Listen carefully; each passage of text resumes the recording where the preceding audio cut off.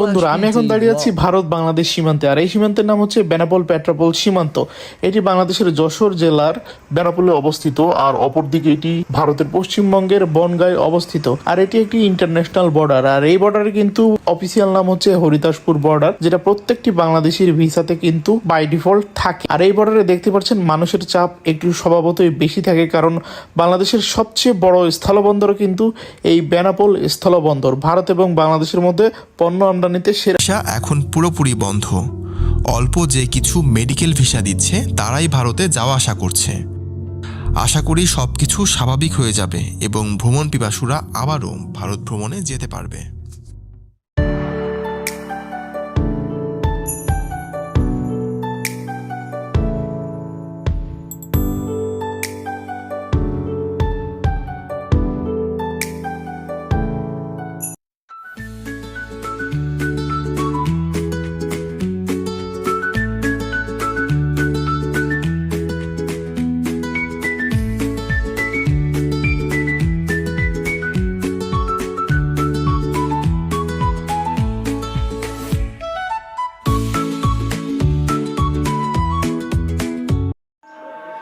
নমস্কার সকলকে, সুপ্রিয় সুধী।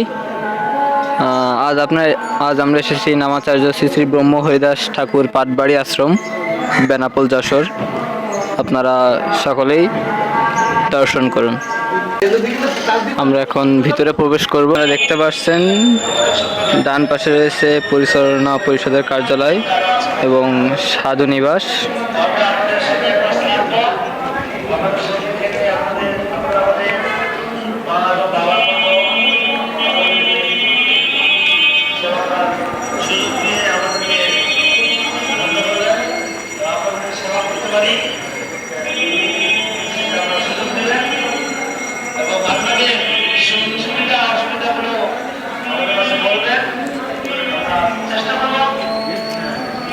এখানে দেখছেন শ্রী নিত্যানন্দ নিবাস।